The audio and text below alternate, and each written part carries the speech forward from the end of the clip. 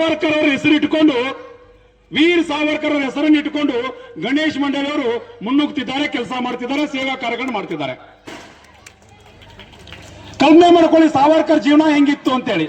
सावरकर माने तेज, सावरकर माने त्याग, सावरकर माने तत्व, सावरकर माने तर्क, सावरकर माने तारुण्य, सावरकर माने तीर, सावरकर माने तलवार, सावरकर माने तिलमिलाहट, सागरा प्राण तळमळला. ತಮ್ಮ 3 ಜನ ಅಣ್ಣ ತಮ್ಮಂದಿರನ್ನ ಒಂದು ಕಡೆ ಚಾಪೇಕರ್ ಸಹೋದರನ್ನ ಪ್ರೇರಣೆಯಾಗಿಟ್ಟುಕೊಂಡು, ರಾಷ್ಟ್ರಕ್ಕಾಗಿ ಅರ್ಪಣೆಯಾದಂತ ಚಾಪೇಕರ್ ಸಹೋದರನ ಪ್ರೇರಣೆಯಾಗಿಟ್ಟುಕೊಂಡು ವಿನಾಯಕ್ ದಾಮೋದರ್ ಸಾವರ್ಕರ್ ತಮ್ಮ ಜೊತೆಗಿದ್ದಂತ 2 ಅಣ್ಣ ತಮ್ಮರನ್ನ ನನ್ನ ಮುಂದಿನ ಕುಡಿ ಬೆಳೆಯುತ್ತಿಲ್ಲ ಗೊತ್ತಿಲ್ಲ, ರಾಷ್ಟ್ರಕ್ಕಾಗಿ ಅರ್ಪಣೆ ಆಗೋದು ಮಹಾನ್ ಕಾರ್ಯ ಅಂತೇಳಿ ತನ್ನ 3 ಜನ ಅಣ್ಣ ತಮ್ಮಂದಿರನ್ನ ರಾಷ್ಟ್ರಕ್ಕಾಗಿ ಅರ್ಪಣೆ ಮಾಡಿದಂತಹ ಶ್ರೇಷ್ಠ ವ್ಯಕ್ತಿತ್ವ ಸ್ವಾತಂತ್ರ್ಯ ವೀರ್ ವಿನಾಯಕ್ ದಾಮೋದರ್ ಸಾವರ್ಕರ್ ಅವ್ರ ಮನೆಯವರದು. ಇವತ್ತು ಆ ಹೆಸರನ್ನು ಇಟ್ಟುಕೊಂಡು ಸಮಾಜಕ್ಕೊಂದಿಷ್ಟು ಏನಾದ್ರೂ ಕೆಲಸ ಮಾಡಬೇಕು, ರಾಷ್ಟ್ರಕ್ಕೆ ಏನಾದ್ರೂ ಕೆಲಸ ಮಾಡಬೇಕು, ಧರ್ಮದ ಹಿತಕ್ಕಾಗಿ ಕೆಲಸ ಮಾಡಬೇಕು, ಸೇವಾ ಕಾರ್ಯಗಳನ್ನು ಮಾಡೋದ್ರ ಮೂಲಕ ನನ್ನ ಊರಿನ ಶಕ್ತಿಯನ್ನ, ನನ್ನ ಊರಿನ ಘನತೆಯನ್ನ ಮತ್ತೊಂದಿಷ್ಟು ಊರಿಗೆ ತಿಳಿಸಬೇಕು ಅಂತಕ್ಕಂಥ ಚಿಂತನೆ ಇಟ್ಟುಕೊಂಡು ಸಾವರ್ಕರ್ ಅವರ ಹೆಸರನ್ನು ಇಟ್ಟುಕೊಂಡು ಸಾವರ್ಕರ್ ಅವರ ಮೂಲಕ ಗಣೇಶನ ಮುಂದಿಟ್ಟುಕೊಂಡು ಗಣೇಶನ ಇರ್ತಕ್ಕಂಥ ವ್ಯಕ್ತಿತ್ವವನ್ನ ಸಮಾಜಕ್ಕೆ ತೋರಿಸುವಂತಹ ಅಪರೂಪದ ಕೆಲಸ ಕಾರ್ಯದಲ್ಲಿ ಇವತ್ತು ಸಾವರ್ಕರ್ ಮಂಡಳಿಯವರು ಮಾಡ್ತಿದಾರಲ್ಲ, ಅವರಿಗೆ ನಾವೆಲ್ಲರೂ ಸೇರಿ ಇವತ್ತು ಒಂದು ಧನ್ಯವಾದ ಸಲ್ಲಿಸಬೇಕಾಗಿದೆ. ಹೆಂಗಿತ್ತು ಸಾವರ್ಕರ್ ಅವರ ಜೀವನ? ದುರ್ದೈವ ಅಂತಂದ್ರೆ ನಮ್ಮ ಸಾವರ್ಕರ್ ಅವರನ್ನು ಯಾವ ರೀತಿ ಇವತ್ತು ಕೆಲವೊಂದಿಷ್ಟು ರಾಜಕಾರಣಿಗಳು ಯಾವ ರೀತಿ ಅವ್ರನ್ನ ಬೈತಿದ್ದಾರೆ. ಸಾವರ್ಕರ್ ಜೀವನ ಹೆಂಗಿತ್ತು ಮಿತ್ರ? ಸ್ವಾತಂತ್ರ್ಯದ ಇತಿಹಾಸದಲ್ಲಿ 2 ಕರಿನೀರಿನ ಶಿಕ್ಷೆಗೊಳಗಾದಂತಹ ಅಪರೂಪದ ವ್ಯಕ್ತಿತ್ವ ವೀರ್ ಸಾವರ್ಕರ್ ಅವರದು. ಜೈಲಿನಲ್ಲಿದ್ದಾಗ 4 ತಿಂಗಳ ಕಾಲ ಬ್ರಿಟಿಷರು ಹಾಕಿದಂತ ಮೇವನ್ನ ತಿಂದು ಬದುಕ್ತಾರೆ. ಈ ಇತಿಹಾಸ ಸ್ವಾತಂತ್ರ್ಯದ ನಂತರ ಎಲ್ಲೂ ಹೊರಗೆ ಬರಲಿಲ್ಲ. ಒಂದು ದಿನ ಸಾವರ್ಕರ್ ಅವರು ಶೌಚಕ್ಕೆ ಹೋಗ್ಬೇಕಾಗಿತ್ತು. ಶೌಚ ಬಂದಾಗ ಶೌಚಕ್ಕೆ ಹೊರಗಡೆ ಹೋಗ್ಬೇಕಾಗಿತ್ತು. ಅಲ್ಲಿದ್ದಂತ ಬ್ರಿಟಿಷ್ ಅಧಿಕಾರಿ ಸಾವರ್ಕರ್ ಅವ್ರನ್ನ ಹೊರಗೆ ಬಿಡ್ಲಿಲ್ಲ. ಹೊರಗೆ ಬಿಡದೆ ಇದ್ದಾಗ ಸಾವರ್ಕರ್ ಅವರಿಗೆ ಊಟ ಮಾಡ್ಲಿಕ್ಕೆ ಕೊಟ್ಟಂತ ಆ ಕುಡಿಕೆಯಲ್ಲಿ ಮಡಿಕೆಯಲ್ಲಿ ಸಾವರ್ಕರ್ ಶೌಚ ಮಾಡ್ತಾರೆ. 4 ತಾಸುಗಳ ಕಾಲ ಅದೇ ಶೌಚದ ಜೊತೆಗೆ ಕೂತ್ಕೊಂಡಿದ್ರು. ಯಾವಾಗ ಬ್ರಿಟಿಷ್ ಅಧಿಕಾರಿ ಹೊರಗಡೆ ಬಿಡ್ತಾನೆ, ಆ ಶೌಚನ ಹೊರಗೋಗಿ ತೊಳಿತಾರೆ. ಅದೇ ಮಡಿಕೆ ಕುಡಿಕೆಗಳಲ್ಲಿ ಸಾವರ್ಕರ್ ಊಟ ಮಾಡ್ತಾರೆ. ರಾಷ್ಟ್ರಕ್ಕಾಗಿ ಅರ್ಪಣೆಯಾದಂತ ಅಪರೂಪದ ವ್ಯಕ್ತಿತ್ವ ಸಾವರ್ಕರ್ ಅವ್ರದ್ದು. ಒಂದು ಕಡೆ ಹಿಂದುತ್ವಕ್ಕಾಗಿ ತಮ್ಮಂತವರು ಅರ್ಪಣೆ ಮಾಡ್ಕೊಂಡಂತ ಸಾವರ್ಕರ್ ಅವರು ಅಪರೂಪದ ಜೀವನವನ್ನ ಸಮಾಜಕ್ಕಾಗಿ ಅರ್ಪಣೆ ಮಾಡಿ ಹೋಗ್ತಾರೆ ವೀರ್ ಸಾವರ್ಕರ್ ಅವರು. ಅಂತ ಸಾವರ್ಕರ್ ಅವರ ಹೆಸರಿಟ್ಟುಕೊಂಡು ನಾವು ನಮ್ಮೂರಿಗೆ ಒಂದಿಷ್ಟು ಏನಾದ್ರೂ ಮಾಡ್ತೀವಿ ಅಂತಕ್ಕಂಥ ಚಿಂತನೆ ಇಟ್ಟುಕೊಂಡು ಹೊರಟಿದಲ್ಲ, ಇಂಥ ತರುಣ ಸಂಖ್ಯೆ ಇವತ್ತು ಹೆಚ್ಚಾಗಬೇಕಾಗಿದೆ. ಇಂಥ ತರುಣ ಸಂಖ್ಯೆ ಇವತ್ತು ಸಮಾಜಕ್ಕೂ ಅನಿವಾರ್ಯತೆ ಇದೆ, ಅವಶ್ಯಕತೆಯೂ ಇದೆ. ನಾವೆಲ್ಲರೂ ಇವತ್ತು ಸಿರೂರು ಅಂತಕ್ಕಂಥ ಅಪರೂಪದ ಪುಣ್ಯ ಗ್ರಾಮದಲ್ಲಿ ಇದ್ದೀವಿ. ಅಪರೂಪದ ಪುಣ್ಯ ಗ್ರಾಮ. ನಲ್ಲಿ ಬಂದ ನಂತರ ಹಿರಿಯರು ಹೇಳ್ತಿದ್ರು ಈ ಗ್ರಾಮದ ಕುರಿತು, ಈ ಗ್ರಾಮದ ವಿಶೇಷತೆ ಕುರಿತು, ಈ ಗ್ರಾಮದ ವೈಶಿಷ್ಟ್ಯತೆ ಕುರಿತು ಹೇಳ್ತಿದ್ರು. ಇಲ್ಲಿದ್ದಂತ ಸಿದ್ಧಲಿಂಗೇಶ್ವರ ದೇವಸ್ಥಾನ ಚಾಲುಕ್ಯರ ನಾಡಿನಲ್ಲಿದ್ದಂಥದ್ದು ಅಂತೇಳಿ ಅಪರೂಪದ ಮಾತುಗಳು ಹೇಳ್ತಾರಲ್ಲ. 1300-1400 ವರ್ಷಗಳ ಹಿಂದಿನ ಹಳೆಯ ದೇವಸ್ಥಾನ ಇರ್ತಕ್ಕಂಥ ಅಪರೂಪದ ಪುಣ್ಯಭೂಮಿಯಲ್ಲಿ ನಾವೆಲ್ಲರೂ ಹುಟ್ಟಿದ್ವಿಲ್ಲ. ನಾವೆಲ್ಲರೂ ಭಾಗ್ಯವಂತರು ತಾನೆ. ಇಂಥ ಅಪರೂಪದ ಪುಣ್ಯಭೂಮಿಯಲ್ಲಿ 400ಕ್ಕಿಂತ ಹೆಚ್ಚು ಸೈನಿಕರನ್ನ ಸ್ವಾಮಿ ವಿವೇಕಾನಂದ ವಹಿಸಿದಂತ ಕಬ್ಬಿಣದಂತ ಮೋಸಕಂಡಗಳು, ಉಕ್ಕಿನಂತ ನರಮಂಡಲ, ಮಿಂಚಿನಂತ ಬುದ್ಧಿಶಕ್ತಿ, ವಿದ್ಯುತ್ ಶಕ್ತಿ ಅಂತ ಇಚ್ಛಾಶಕ್ತಿ ಇರುವ 100 ಜನ ತರುಣರು ಕೊಟ್ಬಿಟ್ರೆ ಈ ದೇಶಕ್ಕೆ 100 ದಿನಗಳ ಒಳಗಡೆ ಸ್ವಾತಂತ್ರ್ಯ ಕೊಡಿಸ್ತೀನಿ ಅಂತೇಳಿ ಅವತ್ತು ಲೋಕಮಾನ್ಯ ತಿಲಕರ ಮುಂದೆ ಸ್ವಾಮಿ ವಿವೇಕಾನಂದ ವಾಗ್ದಾನ ಮಾಡಿದ್ರು. ಇವತ್ತು ತಮ್ಮೂರಿಂದ ಸಿರೂರು ಅಂತಕ್ಕಂಥ ಪುಟ್ಟ ಗ್ರಾಮದಿಂದ 400ಕ್ಕಿಂತ ಹೆಚ್ಚು ಜನ ತರುಣರನ್ನ, ಸೈನಿಕರನ್ನ -30-40 ಡಿಗ್ರಿಗೆ ಭಾರತ ಮಾತೆ ಸೇವೆಗೆ ಕಳಿಸ್ತಾರಲ್ಲ, ರೈತನ ಮಕ್ಕಳನ್ನ ಕಳಿಸ್ತಾರಲ್ಲ, ಅವರೆಲ್ಲರಿಗೂ ಒಂದು ದೊಡ್ಡ ಸೆಲ್ಯೂಟ್ ಹೊಡಿಬೇಕಲ್ಲ. ಅಂತ ಅಪರೂಪದ ಪುಣ್ಯಭೂಮಿಯಲ್ಲಿ ನಾವು ಇದ್ವಿ.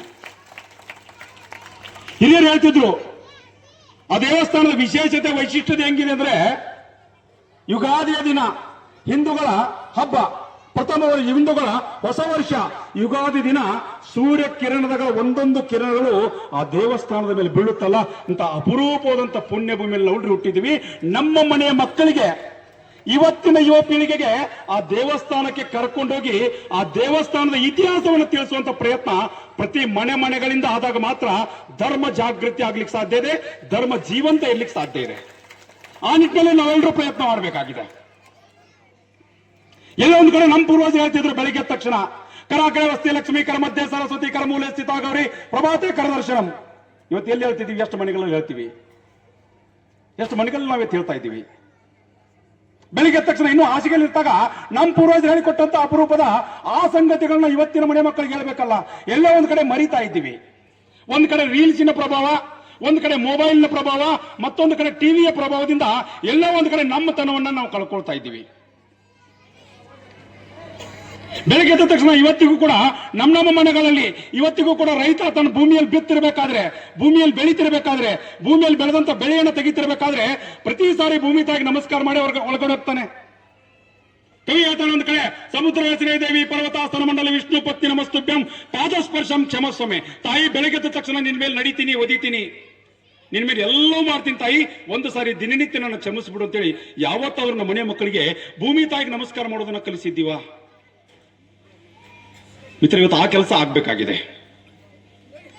ಬೆಳಗ್ಗೆ ಎದ್ದ ತಕ್ಷಣ ಮನೆಯಲ್ಲಿದ್ದಂತ ಹಿರಿಯರಿಗೆ, ತಂದೆ ತಾಯಿ, ಅಕ್ಕ ತಂಗಿ, ಅಣ್ಣ ತಮ್ಮ ಎಲ್ರಿಗೂ ಒಂದು ಸಾರಿ ಬೆಳಗ್ಗೆ ಎದ್ದ ತಕ್ಷಣ ಕಾಲ್ ನಮಸ್ಕಾರ ಮಾಡೋದು, ಜೊತೆಗೆ ಭೂಮಿ ತಾಯಿಗೆ ಕಾಲ್ ನಮಸ್ಕಾರ ಮಾಡ್ಬಿಟ್ರೆ ನಿಮ್ಮ ಮಕ್ಕಳು ನೀವೇನ್ ಆಗ್ಬೇಕು ಅಂತ ಬಯಸಿದಿರಲ್ಲ 100% ಅದಾಗ್ತಾರೆ. ಆ ತಾಕತ್ ಅದ್ರೊಳಗಿದೆ. ಆ ಕೆಲಸ ದಯವಿಟ್ಟು ನಾಳೆಯಿಂದ ಆರಂಭ ಆಗ್ಬೇಕು ಅಂತೇಳಿ ವಿನಂತಿ ಮಾಡ್ಕೋತೀನಿ. ನಮ್ಮ ಸಂಸ್ಕೃತಿ ಉಳಿಬೇಕಾಗಿದ್ರೆ, ನಮ್ಮ ಪರಂಪರೆ ಉಳಿಬೇಕಾಗಿದ್ರೆ, ನಮ್ಮ ಸಂಸ್ಕಾರಗಳು ಉಳಿಬೇಕಾಗಿದ್ರೆ ಇದೆಲ್ಲವೂ ಅನಿವಾರ್ಯತೆ ಇದೆ. ಸಣ್ಣ ಸಣ್ಣ ಸಣ್ಣ ಕೆಲಸ ಮಾಡೋದ್ರ ಮೂಲಕ ಈ ರಾಷ್ಟ್ರದಲ್ಲಿದ್ದಂಥ ಧರ್ಮವನ್ನು ಜಾಗೃತಿ ಮಾಡುವಂತ ಕೆಲಸ ಕಾರ್ಯದಲ್ಲಿ ನಾವೆಲ್ಲರೂ ಭಾಗಿಯಾಗಬೇಕಾಗಿದೆ. ಈ ದೇಶಕ್ಕೆ ಪುಕ್ಷಟ್ಟಿಯಾಗಿ ಸ್ವಾತಂತ್ರ್ಯ ಬಂದಿಲ್ಲ. 57 ವರ್ಷಗಳ ಕಾಲ ಗಣೇಶನ ಮುಂದಿಟ್ಕೊಂಡು ಸ್ವಾತಂತ್ರ್ಯ ಪಡ್ಕೊಂಡಂತಹ, ಸಾಕ್ಷಾತ್ ಭಗವಂತನ ಮುಂದಿಟ್ಕೊಂಡು ಸ್ವಾತಂತ್ರ್ಯ ಪಡ್ಕೊಂಡಂತಹ ಜಗತ್ತಿನ ಒಂದೇ ಒಂದು ಸಂಸ್ಕೃತಿ ದೇಶ ಭಾರತ. ಜಗತ್ತಿನ 47 ಸಂಸ್ಕೃತಿಗಳಲ್ಲಿ 46 ಸಂಸ್ಕೃತಿಗಳು ನಶಿಸಿ ಹೋಗ್ಬಿಟ್ರೆ ಈ ದೇಶದ ಮೇಲೆ ಗ್ರೀಕರು ಬಂದ್ರು, ಓಂಡ್ರು ಬಂದ್ರು, ಡಚ್ಚರು ಬಂದ್ರು, ಪೋರ್ಚುಗೀಸರು ಬಂದ್ರು, ಶಕಂಡ್ರು ಬಂದ್ರು, ಮೊಘಲರು ಬಂದ್ರು, 4 ಸಲ ಪಾಕಿಸ್ತಾನ ಬಂತು, ಒಂದ್ಸಲ ಚೀನಾ ಬಂತು. ನಿರಂತರವಾಗಿ ಈ ದೇಶದ ಮೇಲೆ ಸ್ವಾತಂತ್ರ್ಯದ ನಂತರ 200ಕ್ಕಿಂತ ಹೆಚ್ಚು ಭಯೋತ್ಪಾದಕರ ದಾಳಿಗಳು, ಅದೆಲ್ಲವನ್ನು ಮೆಟ್ಟಿ ನಿಂತುಕೊಂಡು ಇವತ್ತಿಗೂ ಇತಿಹಾಸದ ಪುಟದಲ್ಲಿ ಭಾರತವಾಗಿ ಉಳಿದಿದ್ರೆ ನಮ್ಮ ಪೂರ್ವಜರು ಹಾಕಿಕೊಟ್ಟಂತ ಆ ಧರ್ಮದ ಹಾದಿಯಿಂದ ಮಾತ್ರ ಸಾಧ್ಯ. ಆ ಕಥೆಗಳನ್ನ ಮನೆ ಮಕ್ಕಳಿಗೆ ಹೇಳ್ಬೇಕಾಗಿದೆ.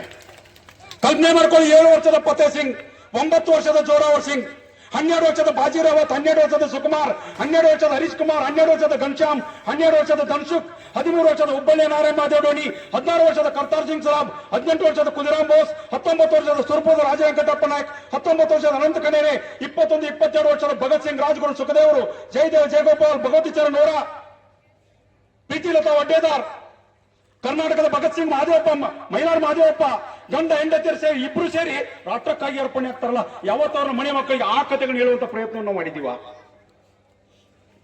ಪ್ರಯತ್ನ ಮಾಡಬೇಕಾದಂತ ಅನಿವಾರ್ಯತೆ ಹೊತ್ತಿದೆ. ದಯವಿಟ್ಟು ಸಂಜೆ ಆದ ತಕ್ಷಣ ಅದೇನ್ ದೊಡ್ಡ ಗೌರಿ, ಪುಟ್ಟ ಗೌರಿ, ಸಣ್ಣ ಗೌರಿ, ಯಾವ್ದಾವ್ದೋ ಗೌರಿಗಳು ಬರ್ತಲ್ಲ, ಆ ಗೌರಿಗಳನ್ನ ಪಕ್ಕಕ್ಕೆ ಸರಿಸಿ, ಟಿವಿಯಲ್ಲಿ ಇದ್ದಂತ ಗೌರಿಗಳನ್ನ ಪಕ್ಕಕ್ಕೆ ಸರಿಸಿದಾಗ ಮಾತ್ರ ನಿಮ್ಮ ಮನೆ ಗೌರಿ ಸುರಕ್ಷಿತವಾಗಿರ್ಲಿಕ್ಕೆ ಸಾಧ್ಯ ಇದೆ. ನಿಮ್ಮ ಮನೆಯ ಗೌರಿಗಳು ಸುರಕ್ಷಿತವಾಗ್ಲಿಕ್ಕೆ ಸಾಧ್ಯ ಇದೆ. ಆ ಟಿವಿಯಲ್ಲಿ ಇದ್ದಂತ ಗೌರಿ ಯಾವತ್ತೂ ದೊಡ್ಡವಾಗ್ಲಿಲ್ಲ, ದೊಡ್ಡವರಾಗಿದ್ದ ನೋಡ್ಲಿಲ್ಲ. 10 ವರ್ಷಗಳ ಕಾಲ ಅದೇ ಗೌರಿಯನ್ನು ನೋಡ್ತಾ ನೋಡ್ತಾ ನಾವು ಎಲ್ಲೋ ಒಂದ್ ಕಡೆ ಆ ಟಿವಿಯಲ್ಲಿ ಯಾರೋ ಸತ್ರು ಅಂತೇಳಿ ಕಣ್ಣೀರನ್ನ ಹಾಕ್ತಿವಿ, ಆ ಧಾರಾವಿಯಲ್ಲಿ ಯಾರೋ ಸತ್ರು ಅಂತೇಳಿ ಕಣ್ಣೀರನ್ನ ಹಾಕ್ತಿವಿ. ಆದ್ರೆ ನಿಜವಾಗಿ ನಮಗಾಗಿ -30-40 ಡಿಗ್ರಿಯಲ್ಲಿ ಕೆಲಸ ಮಾಡ್ತಾ ಮಾಡ್ತಾ ಆ ಸೈನಿಕರು ಸತ್ತಾಗ ಯಾವತ್ತಾದ್ರೂ ಒಂದು ಕಣ್ಣೀರನ್ನೇ ಹಾಕಿದೀವ?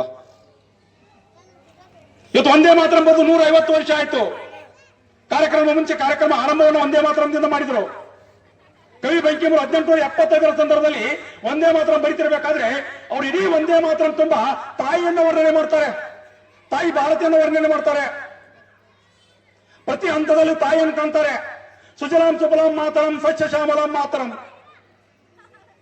ತಾಯಿಗೆ ಹೇಳ್ತಾರೆ, ಇಡೀ ದೇಶದ ತುಂಬ ಬ್ರಿಟಿಷರು, ಒಂದ್ ಕಡೆ ಮೊಘಲರು, ಒಂದ್ ಕಡೆ ಡಚ್ಚರು, ಒಂದ್ ಕಡೆ ಫ್ರೆಂಚರು ಆಕ್ರಮಣ ಮಾಡ್ಕೊಂಡಾಗ ಆ ಒಂದೇ ಮಾತ್ರ ಹೇಳ್ತಾರಲ್ಲ, ಕೋಟಿ ಕೋಟಿ ಕಂಠ ಕಲಕಲೆ ನಿನಾದ ಕರವಾಲೆ, ಕೋಟಿ ಕೋಟಿ ಭುಜರ್ಧತ ಕರ ಕರವಾಲೆ, ತುಮಿ ಅಬಲಾಕೇನೆ ತಮ್ಮ, ನೀನು ಅಬಲೆಲ್ಲ ತಾಯಿ. ನಿನ್ ಸಲುವಾಗಿ ಬೆನ್ನಿಗೆ ಬೆನ್ನು ಕೊಟ್ಟು ಹೋರಾಟ ಮಾಡ್ಲಿಕ್ಕೆ ನಾವು ಸಿದ್ಧರಿದ್ದೀವಿ, ನಿನ್ ಸಲುವಾಗಿ ನಾವು ಅರ್ಪಣೆ ಆಗ್ಲಿಕ್ಕೆ ಸಿದ್ಧರಿದ್ದೀವಿ ತಾಯಿ. ನಿನಗೆ ಬ್ರಿಟಿಷರ ವಿಮುಕ್ತಿಯಿಂದ ಮುಕ್ತಿ ಮಾಡ್ಲಿಕ್ಕೆ ನಾವು ತಯಾರಿದ್ದೀವಿ ಅಂತೇಳಿ ಕೋಟಿ ಕೋಟಿ ತರುಣರು ನಿನ್ನ ಸಲುವಾಗಿ ಅರ್ಪಣೆ ಆಗ್ಲಿಕ್ಕೆ ತಯಾರಿದ್ದೀವಿ ಅಂತೇಳಿ ಕವಿ ಬಂಕಿಮರು ಒಂದೇ ಮಾತರದಲ್ಲಿ ಬರೀತಾರೆ.